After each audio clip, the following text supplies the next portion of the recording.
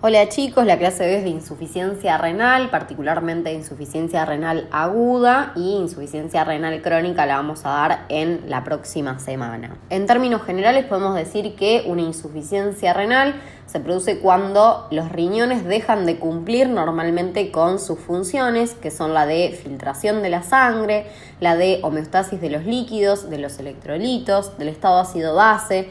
También juegan un papel en la regulación de la presión arterial, producen y secretan hormonas como la eritropoyetina, la renina, las prostaglandinas y el 1,25-dihidroxicolecalciferol. Está bueno que recordemos cada una de todas estas funciones porque son las que nos van a permitir recordar luego cuáles van a ser las consecuencias fisiopatológicas y las consecuencias clínicas de que el riñón no esté funcionando de forma correcta, el riñón o los riñones en realidad. Entonces, como decíamos, según su tiempo de evolución, la insuficiencia renal puede ser aguda o crónica. La insuficiencia renal aguda, que es la que nos compete en el día de hoy, se trata de una entidad clínica provocada por un deterioro brusco y potencialmente reversible de la función renal, que tiene lugar en días o en horas y cuya expresión analítica es el descenso del filtrado glomerular con la consiguiente elevación de los productos nitrogenados, que son urea y creatinina en sangre, la desregulación del equilibrio hidroelectrolítico con retención hídrica e hiperpotasemia y la desregulación también del estado ácido-base con la consiguiente acidosis metabólica. Según la KDIGO, en 2012, la insuficiencia renal aguda o lesión renal aguda, que es en realidad como se la denomina actualmente, implica un aumento de la creatinina sérica por 0,3 miligramos por decilitro en 48 horas o un aumento de la creatinina sérica por 1,5 veces el valor basal, el cual se sabe o presume que ocurrió dentro de los últimos 7 días, esa elevación, o una diuresis menor a 0,5 mililitros kilo hora por al menos 6 horas. Es decir, estos son distintos criterios a partir de los cuales nosotros podemos considerar que un paciente se encuentra con una insuficiencia renal aguda. Primero entonces tenemos una definición más vale teórica y la KDIGO nos va a dar una definición más vale práctica. ¿Cómo podemos clasificar a la insuficiencia renal aguda? La insuficiencia renal aguda puede clasificarse según su grado de gravedad, también puede clasificarse según el origen o la localización de la lesión o según el volumen de diuresis. La clasificación según gravedad se basa en las cifras de creatinina sérica, en la filtración glomerular y en la diuresis. Y para esto está bueno que tengamos en cuenta una escala que es la escala Rifle. Rifle hace referencia a las iniciales de las distintas etapas. Primero tenemos risk, es decir, riesgo, injury, o sea, lesión, failure, o sea, falla, loss, es decir, pérdida, y esta otra sigla que es ESKD, que significa enfermedad renal crónica avanzada, obviamente en inglés. Obviamente a menor filtración glomerular, a menor diuresis y a mayor nivel de creatinina en sangre va a ir aumentando la gravedad de la enfermedad renal. Según el origen de la lesión tenemos a la insuficiencia renal prerrenal, insuficiencia renal intrarrenal o parenquimatosa y la insuficiencia renal postrenal u obstructiva. Esta es la clasificación que vamos a utilizar nosotros porque es la que se utiliza en general para distinguir el tratamiento de cada uno de estos tipos de insuficiencia y también es diferente el diagnóstico. Y por último, según el volumen de diuresis, tenemos a la insuficiencia renal oligúrica, a la insuficiencia renal no oligúrica y la insuficiencia renal anúrica. La disminución del filtrado glomerular no necesariamente se relaciona con un volumen urinario bajo, ya que la diuresis depende también de la gravedad del daño tubular. ¿Por qué? Porque si nosotros, por más de que nos caiga el filtrado glomerular, la función tubular no es correcta y por ende no hay reabsorción, lo poco que se filtre se va a orinar y por ende puede que la diuresis se mantenga normal o incluso puede estar aumentada.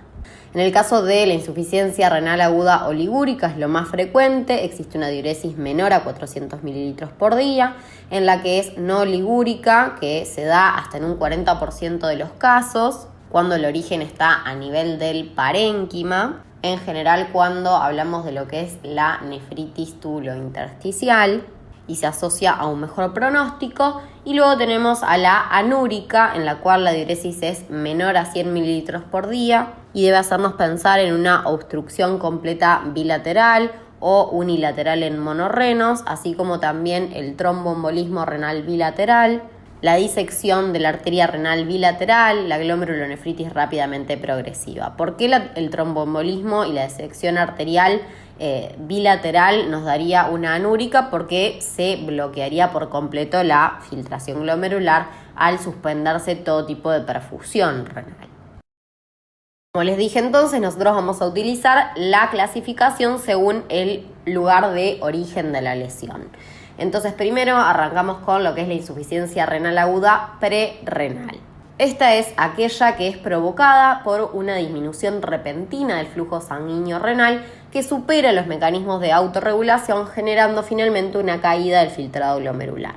¿Cuáles pueden ser las causas de esta hipoperfusión renal? Pueden ser pérdidas reales, es decir, una hipovolemia real generada, por ejemplo, por una deshidratación, a su vez secundaria a un cuadro de gastroenteritis, en general en pacientes adultos mayores, que tienen una disminución de la percepción de la sed y por ende estos cuadros pueden llegar a deshidratarlos con mucha frecuencia, o bien los grandes quemados, que pierden grandes cantidades de líquido a través de su piel denudada, o incluso las hemorragias, sí, que pueden ser hemorragias internas o hemorragias externas. Otra posibilidad es que no exista una pérdida real de la volemia, sino que exista una redistribución del LEC, es decir, del líquido extracelular, con una menor proporción dentro del intravascular y una mayor proporción dentro de lo que es el intersticial.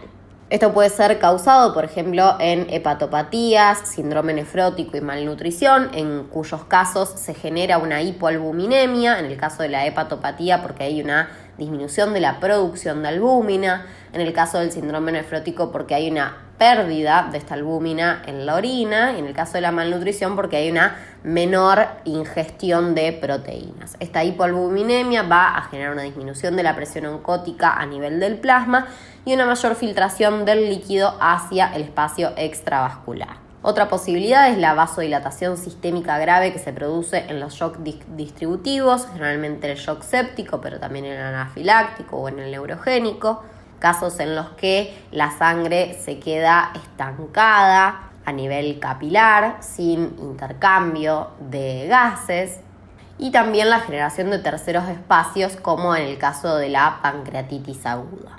Otra posibilidad es que existe una disminución del gasto cardíaco, como en la insuficiencia cardíaca, en algún infarto agudo de miocardio o en las arritmias, o bien una obstrucción del flujo renal, ¿sí?, a nivel de la arteria renal por un trombo, por un émbolo o por la disección de la arteria. Además, ciertos fármacos pueden precipitar o empeorar esta insuficiencia renal aguda al interferir con los mecanismos de autorregulación. Y ejemplos de estos son los IECA, los ARA2, ¿sí?, que son los inhibidores de la enzima convertidora de angiotensina, los antagonistas del receptor de angiotensina 2, ¿sí?, que lo que hacen es disminuir la producción o bloquear la acción de la angiotensina 2 con la consiguiente vasodilatación de la arteriola eferente.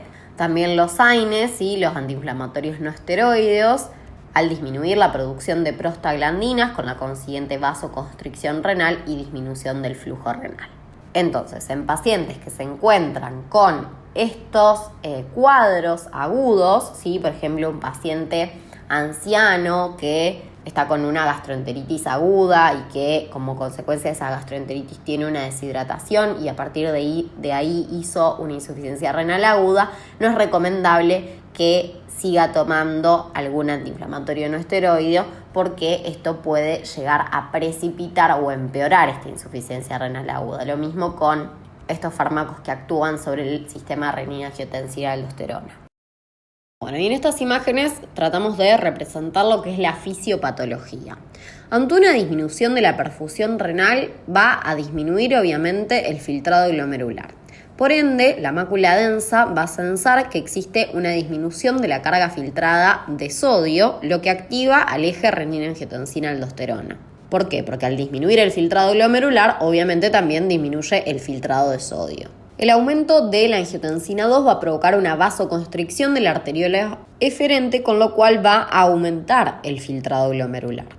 Este aumento del filtrado glomerular genera indirectamente un aumento de la reabsorción proximal de agua y solutos, principalmente de sodio, agua y de urea, que es una molécula mucho más pequeña que la de creatinina y por ende se reabsorbe en mayor proporción. Esto lo que provoca es un aumento mayor de las concentraciones plasmáticas de urea que de creatinina, porque precisamente la urea, si bien se filtra, se va a reabsorber a este nivel, mientras que la creatinina solo se filtra y se excreta en este caso. Así vamos a obtener un cociente de urea-creatinina plasmática de 40:1 o de nitrógeno ureico o BUN y creatinina de 20:1.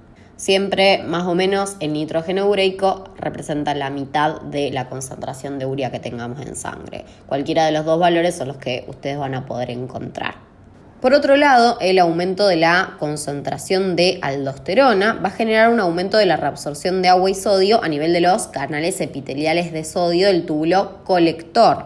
Por ende va a haber una baja concentración de sodio en la orina porque se está todo reabsorbiendo hacia la sangre. Es decir, que vamos a tener un sodio en orina menor a 20 miliequivalentes por litro y un FeNA menor a 1%, ¿sí? Es decir, que se excreta menos de un 1% del sodio que se filtró. ¿Por qué? Justamente porque se reabsorbe la mayoría a nivel del túbulo contorneado proximal y lo que queda a nivel del túbulo colector por acción de la aldosterona. Pero además de todo esto, existe la secreción de la hormona antidiurética, siempre y cuando obviamente la disminución de la volemia genere un aumento de la osmolaridad de la sangre. Esta activación, esta secreción de la antidiurética no va a suceder si la causa de la hipoperfusión renal es un trombo a nivel de la arteria renal.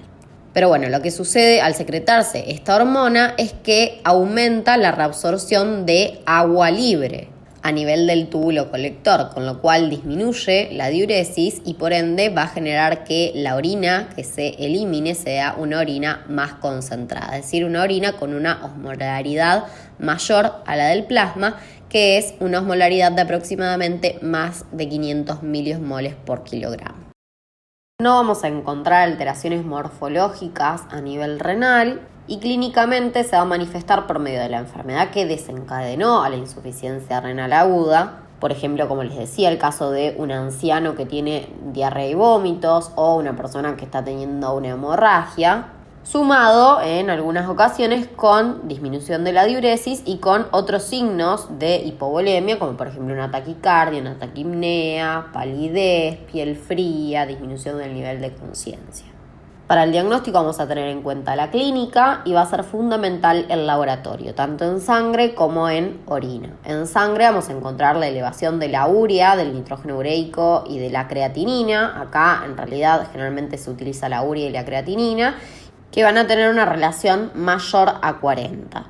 Es decir, que la urea va a ser 40 veces mayor que la creatinina en sangre, la concentración. Y en orina vamos a encontrar una osmolaridad mayor a 500. Como les decía, es una orina concentrada por la secreción de la hormona antidiurética que retiene agua libre. El sodio urinario va a ser bajo porque justamente se reabsorbe la mayor parte del sodio que se filtra gracias a la acción de la aldosterona a nivel del túbulo colector y también gracias a esa fuerza dada por el aumento de la filtración a nivel del túbulo contorneado proximal. Entonces, un sodio urinario de menos de 20 miliequivalentes por litro y una excreción fraccional de sodio menor al 1%, es decir, un FeNA menor al 1%, precisamente porque la fracción que se excreta de lo que se filtró es muy baja, se reabsorbe la mayoría. Otra posibilidad es que el origen de la falla renal se encuentre dentro del parénquima renal, siendo con mayor frecuencia causada por un daño a nivel de las estructuras tubulares y con menor frecuencia a nivel de los glomérulos o del intersticio. Dentro de lo que es el daño tubular, lo más frecuente es la necrosis tubular aguda, que a su vez puede ser secundaria a isquemia o a tóxicos. Cuando es secundaria a isquemia se trata de una insuficiencia renal prerrenal que no fue corregida a tiempo, por ende la hipoperfusión persistió y terminó dañando las estructuras tubulares, terminó necrosando las células que conforman la pared de los túbulos. Y dentro de la etiología tóxica podemos tener tóxicos endógenos, es decir, que forman parte de nuestro organismo, como la mioglobina, en el contexto, por ejemplo, de una rhabdomiólisis, que es la destrucción masiva de músculo, ¿sí? Por ejemplo, ante un aplastamiento de un miembro o ante un ejercicio muy extenuante, en cuyo caso, ante la muerte de este tejido, del músculo, se liberan grandes cantidades de CPK y de mioglobina, que ambas pueden generar este deterioro de la función renal. Otra es la hemoglobina, en el contexto de una hemólisis, en cuyo caso también vamos a encontrar aumento de la LDH y de la bilirrubina indirecta en el laboratorio. También puede ser causado por la bilirrubina en el contexto, por ejemplo, de una colestasis, en cuyo caso vamos a encontrar aumento de la misma y también aumento de la gamma-glutamiltransferasa o GGT y la fosfatasa algalina o FA. Tóxicos exógenos pueden ser los contrastes iodados que se utilizan en los distintos métodos de diagnóstico por imagen. Los aminoglucósidos, que son antibióticos que son nefrotóxicos, también los glucopéptidos, que son otros antibióticos que pueden ser nefrotóxicos, como la vancomicina, y algunos antineoplásicos, como la ciclofosfamida. Finalmente, con menor frecuencia, la insuficiencia renal aguda intrarrenal puede estar causada por una glomerulonefritis aguda, en el contexto de lo que es un síndrome nefrítico, o bien por una nefritis tubulointersticial aguda, en cuyo caso también se va a ver afectada la función tubular. Bueno, ahora acá tenemos un pequeño repasito de lo que era la fisiopatogenia de la necrosis tubular aguda, que va a ser la causa más frecuente de insuficiencia renal aguda parenquimatosa. Recordemos que las dos porciones de la nefrona que se afectaban con mayor frecuencia eran el túbulo contorneado proximal y a nivel distal la rama ascendente gruesa del asa de Henle y en algunos casos también parte del túbulo colector. Puede estar causada entonces por una isquemia, es decir, una disminución del flujo renal, o bien por tóxicos, que es lo que hemos representado en la segunda imagen. Cualquiera de las dos causas lo que va a generar va a ser la necrosis de las células que recubren a los túbulos. Estas células se van a desprender y van a caer dentro de la luz tubular, generando una obstrucción tubular. Esta obstrucción a nivel de los túbulos va a generar un aumento de la presión intratubular previa a esa obstrucción, y ese aumento de la presión va a llegar incluso también hacia la cápsula de Bowman, porque recordemos que esto está todo conectado. Este aumento a nivel de la presión dentro de la cápsula de Bowman va a generar una disminución del filtrado glomerular, porque va a generar una menor diferencia entre lo que es la presión dentro de la cápsula de Bowman y la presión dentro de los capilares glomerulares. Entonces, por un lado vamos a tener una disminución del filtrado glomerular y por ende vamos a tener oliguria. Esta disminución del filtrado va a hacer que se elimine menor cantidad de urea y de creatinina y por ende tengamos azotemia o azoemia, que es el cuadro generado por el aumento de las concentraciones en sangre de urea y de creatinina, de los productos nitrogenados. También como consecuencia de un menor filtrado glomerular y también de una menor secreción vamos a tener una hipercalemia, es decir, el potasio se va a eliminar menos en orina y por ende se va a acumular en sangre aumentando sus concentraciones. Y lo mismo va a pasar con lo que son los protones, lo cual a su vez se ve empeorado por el hecho de que al perder la función tubular, justamente porque tenemos necrosis de las células, tampoco hay reabsorción de bicarbonato que pueda amortiguar esa caída del pH y por ende vamos a tener una acidosis metabólica, porque vamos a tener una disminución de la concentración de bicarbonato en sangre.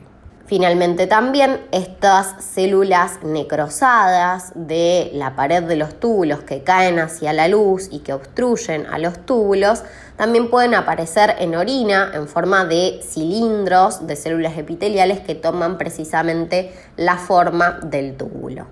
Algo que me faltó mencionar y que no aparecería acá en la imagen es que esta obstrucción tubular y este aumento de la presión intratubular va a generar también que se filtre orina hacia el intersticio, generando edema a este nivel, y esto va a generar una mayor compresión de los túbulos y un mayor aumento de la presión dentro de ellos, y por ende va a empeorar y deteriorar aún más el filtrado glomerular.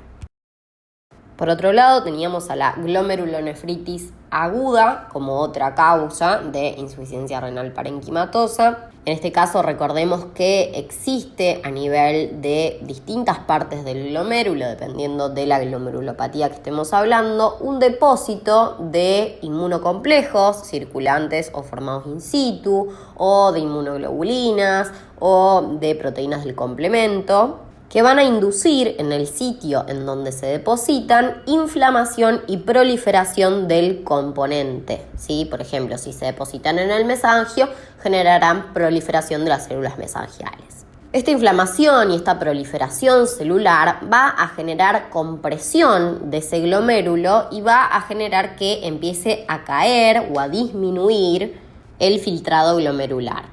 Al disminuir el filtrado glomerular tenemos menos líquido eliminado en orina, es decir, que tenemos oliguria y más líquido circulante, es decir, que tenemos un mayor volumen sanguíneo que va a generar una mayor presión hidrostática dentro de los capilares y que podrá generar edemas, ¿sí? En general edemas en miembros inferiores o edemas en tejidos blandos como a nivel palpebral. Y por otro lado vamos a tener hipertensión. ¿Por qué? Justamente porque aumenta el volumen de líquido dentro de los vasos y obviamente va a aumentar la tensión ejercida por este líquido. Es decir, que se trata de una hipertensión volumen dependiente. Es decir, si nosotros logramos que este paciente orine ese líquido de más, la hipertensión se solucionaría. Por otro lado, como cae el filtrado glomerular, no solo eliminamos menos agua, sino que también eliminamos menos urea y menos creatinina, que empiezan a acumularse en el plasma y generan azotemia o azoemia, que es lo que les decía anteriormente. Además, como consecuencia del daño a nivel de la barrera de filtración glomerular, si se daña alguno de sus componentes, pueden aparecer en orina proteínas y también como consecuencia del daño a nivel mesangial, pueden aparecer glóbulos rojos también en orina, que es lo que se denomina hematuria. Estas dos cosas nos harían centrar en que el origen de esa insuficiencia renal es a nivel del glomérulo. Y en esta imagen vemos un poco la relación de la fisiopatología con el laboratorio en el caso de que tengamos una insuficiencia renal aguda parenquimatosa causada por una necrosis tubular aguda, que dijimos que era lo más frecuente. En esta patología nosotros tenemos un menor filtrado glomerular y por ende como consecuencia de ello vamos a tener una acumulación de productos nitrogenados que son la urea y la creatinina en sangre, pero la relación entre urea y creatinina o entre nitrógeno ureico y creatinina va a ser menor que la relación que encontrábamos en la insuficiencia renal aguda de causa prerrenal. ¿Por qué? Porque en la causa prerrenal nosotros veíamos que se reabsorbía en gran medida la urea y por ende sus concentraciones aumentaban mucho más que las de creatinina, que simplemente aumentaba porque disminuía su filtrado glomerular. Entonces, mientras que en el caso de la insuficiencia renal aguda prerrenal tenemos una relación de nitrógeno ureico creatinina mayor a 20 en 1 o de urea creatinina mayor de 40 en 1, en este caso tenemos una relación de nitrógeno ureico creatinina menor a 15 en 1 o de urea y creatinina menor a 30 en 1. Y esto se debe precisamente a que ambos aumentan porque disminuye su filtrado glomerular, pero la urea no va a aumentar porque se reabsorbe, porque justamente la función tubular está deprimida, porque los túbulos están necrosados y por ende hay una menor reabsorción de urea, ¿sí? También vamos a encontrar una menor reabsorción de agua y de sodio. Por ende vamos a tener una mayor eliminación de sodio en orina y por ende el FeNA es mayor a 2. Es decir que de lo que se filtra de sodio, una gran proporción se va a eliminar en orina porque está deprimida esta función tubular de reabsorber ese sodio, ¿sí? Entonces también tenemos concentraciones de sodio en orina altos, mayores a 40 miliequivalentes por litro. Mientras que vamos a tener una orina que es poco concentrada, va a tener una osmolaridad menor a 350 miliosmoles por kilo, porque también está deprimida la función de reabsorción de agua y por ende se va a diluir más esa orina. Siguiendo con este hilo de que la necrosis tubular aguda es la causa más frecuente de insuficiencia renal aguda parenquimatosa, lo que vamos a repasar acá de la morfología, de la clínica y lo que encontramos en el laboratorio hace referencia a esta causa en particular, ¿sí? En la morfología, la necrosis tubular aguda va a ser parcheada, con afectación, como les decía, más a nivel de lo que son los túbulos proximales y las ramas ascendentes del asa de Henle. La afectación de los túbulos proximales es más marcada en la lesión tóxica y la de las ramas ascendentes del asa de Henle en la lesión isquémica. También vamos a encontrar que las luces de los túbulos se encuentran obstruidas u ocluidas por cilindros, que son justamente cilindros de estas células epiteliales muertas. También podemos encontrar túbulos rotos, ¿sí? Lo que se denomina túbulo rexis, por la gran presión intratubular que se ejerce como consecuencia de estas obstrucciones. También vamos a encontrar edema intersticial por esa filtración de orina que yo les decía, justamente por el aumento de la presión intratubular e incluso también por la túbulo rexis. Vamos a encontrar vasos dilatados, vamos a encontrar intentos de regeneración epitelial, ¿sí? Células epiteliales aplanadas con núcleos hipercromáticos y figuras mitóticas, porque recuerden que se puede restituir ad integrum, ¿sí? Este tipo de nefropatía. En la clínica, la duración media de la necrosis tubular aguda es de 12 a 15 días y puede resolverse incluso en 30 días si se resuelve la causa que le dio origen. Y su evolución se va a dividir en 3 fases, que son una fase de inicio, una fase de mantenimiento y una fase de recuperación. En la fase de inicio hay un ligero descenso de la diuresis y un ligero aumento concomitante del nitrógeno ureico. Es decir, tenemos un ligero aumento concomitante de lo que son los productos nitrogenados. También puede haber un aumento de la urea y de la creatinina. Mientras que en la fase de mantenimiento ya hay un descenso mantenido de la diuresis entre 40 y 400 mililitros día, es decir que podemos estar en anuria o en oliguria. Como consecuencia justamente de que no estamos eliminando todo ese líquido en orina, se va a acumular dentro de la sangre, ¿sí? Dentro de nuestro organismo y va a generar esta sobrecarga hidrosalina. También va a generar hiperpotasemia porque ese potasio no se está filtrando. Aumento del nitrógeno ureico, ¿sí? Vamos a tener la azoemia porque tenemos aumento de la urea y de la creatinina. Y también acidosis metabólica por una menor reabsorción del bicarbonato que se va a perder en orina y una menor secreción de los protones que se van a acumular en sangre. Ya en una fase de recuperación empieza a aumentar de forma paulatina la diuresis hasta incluso 3 litros por día con fuga de líquido y de electrolitos, justamente porque si bien se está reepitelializando todos esos túbulos, todavía no tienen una función óptima y por ende tienen una capacidad baja para concentrar la orina. En esta etapa también hay un incremento de la vulnerabilidad de las infecciones. De hecho, las infecciones son una de las primeras causas de muerte en estos pacientes. Y con el tiempo se va a ir restaurando esa función renal, recuperando la capacidad de concentrar la orina y por ende disminuyendo esa diuresis y disminuyendo también los niveles de creatinina y de urea o nitrógeno ureico en sangre. Para el diagnóstico nos vamos a valer de la clínica, de una ecografía renal bilateral cuando esté disponible para hacer un diagnóstico diferencial con una insuficiencia renal crónica, en cuyo caso por lo general los riñones son más pequeños que en la insuficiencia renal aguda y hay una falta de diferenciación córtico-medular porque en general hay bastante fibrosis, ¿sí? Y también nos va a servir para distinguir de la insuficiencia renal aguda posrenal, en cuyo caso vamos a ver la hidronefrosis por la obstrucción, que es lo que vamos a ver después en las diapositivas siguientes. Algo que me gustaría mencionar es que una causa muy importante de insuficiencia renal crónica que no tiene el riñón pequeño es la diabetes, ¿sí? Así que eso recuérdenlo. Y por último, es muy importante también el laboratorio, tanto en sangre como en orina. En sangre vamos a ver aumento de la urea y de la creatinina con un cociente urea plasmática, creatinina plasmática igual o menor a 20. Yo les decía menor a 30 en las diapos anteriores, es lo mismo, menor a 20. Lo importante es que justamente la urea no aumenta mucho más que la creatinina, como en el caso de la prerrenal, porque falta esa reabsorción por la falta de función tubular. También vamos a tener la hiperpotasemia por una falta de su filtración y de su secreción.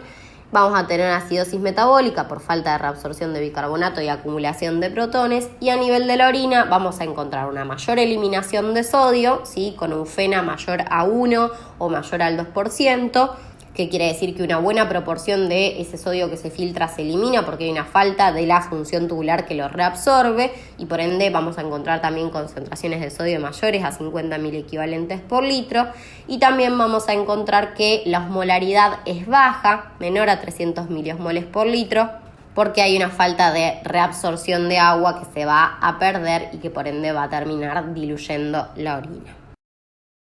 Y por último, la insuficiencia renal aguda postrenal es aquella provocada por una obstrucción de la vía urinaria que provoca un aumento de la presión de orina de modo ascendente y consecuentemente disminuye el filtrado glomerular. La etiología puede estar dada por cálculos, puede estar dada por estrecheces, por compresión extrínseca de alguna estructura y puede clasificarse en supravesicales e infravesicales. Las supravesicales puede ser una compresión extrínseca por una neoplasia digestivo-ginecológica, una fibrosis retroperitoneal, una litiasis bilateral, coágulos bilaterales, tumores urológicos. Lo fundamental es que en este caso la obstrucción para que se produzca la insuficiencia renal aguda tiene que ser bilateral o unilateral en el caso de los pacientes que tienen un único riñón, es decir, que son monorrenos o que ya tienen una insuficiencia renal crónica del otro riñón. Acá en las imágenes tenemos, por ejemplo, unos cálculos bilaterales y estrecheces bilaterales. Y dentro de lo que es la causa infravesical, la principal causa es la obstrucción por hiperplasia benigna de próstata en varones mayores de 60 años, que es lo que vemos en la primera imagen, y si no puede ser un cálculo a nivel de la uretra. Pero en general la causa es la hiperplasia prostática y por ende tenemos que evaluarla. ¿Cómo es la fisiopatogenia? Esta obstrucción genera un aumento de la presión intratubular, que obviamente va a generar una disminución del filtrado glomerular, porque ese aumento de la presión se transmite hacia la cápsula de Bowman. Y esta reducción del filtrado glomerular obviamente también va a disminuir la producción de orina, ¿sí? Con oliguria, que en realidad si la obstrucción es completa y bilateral o completa a nivel infravesical, va a haber anuria. Obviamente como consecuencia de la disminución del filtrado glomerular vamos a tener acumulación de urea y de creatinina con azoemia dentro de lo que es el plasma. Y en relación a las concentraciones de sodio en la orina y la osmolaridad de la orina, estas suelen ser iguales a las del plasma, ya que el urotelio de la vejiga actúa como membrana semipermeable para esa orina retenida, permitiendo que las concentraciones se equilibren con las plasmáticas. En relación a la clínica, como les decía, si la obstrucción es completa puede haber anuria, que es una excreción de menos de 100 mililitros por día, y si es incompleta la diuresis es variable. Si la obstrucción es intermitente existe variabilidad interdiaria de la diuresis, es decir, a lo largo del día, con fluctuaciones amplias en la excreción de orina. Es importante si es un paciente, como les decía, un adulto mayor de 50, 60 años, evaluar el tema de la próstata con algún tacto rectal o con la misma ecografía. También podemos preguntarles sobre algún signo o síntoma de prostatismo, si tiene el chorro débil, si tiene una micción frecuente, si siente que no puede vaciar bien la vejiga, que el chorro es entrecortado. Entonces el diagnóstico se va a basar en la clínica, en el laboratorio y en una ecografía renal bilateral. La clínica va a ser esta diuresis variable, fundamental la exploración física para detectar un globo vesical y la realización de un tacto rectal en hombres mayores de 60 años, yo diría que quizás un poco más jóvenes también, para detectar un aumento del tamaño de la glándula prostática. Para el laboratorio vamos a hacer un laboratorio en sangre y en orina. En sangre tenemos el aumento de las concentraciones de urea y de creatinina, y en orina vamos a ver que las concentraciones urinarias de sodio y potasio, como les decía, son cercanas a los normales porque el urotelio actúa como esta membrana y permite que se equilibren o que se equiparen las concentraciones de la orina con las concentraciones plasmáticas. También puede suceder, algo que creo que no mencioné, es que este aumento de la presión intratubular como consecuencia de esta gran retención de orina, de esta hidronefrosis, es que los túbulos se dañen y que por ende pasemos a un tipo de insuficiencia renal parenquimatosa con daño tubular, y por ende el laboratorio, ¿sí?, y la clínica pueden variar. En la ecografía vamos a ver la dilatación de la vía urinaria y podemos encontrar también la causa de la obstrucción, por ejemplo, el aumento del tamaño prostático.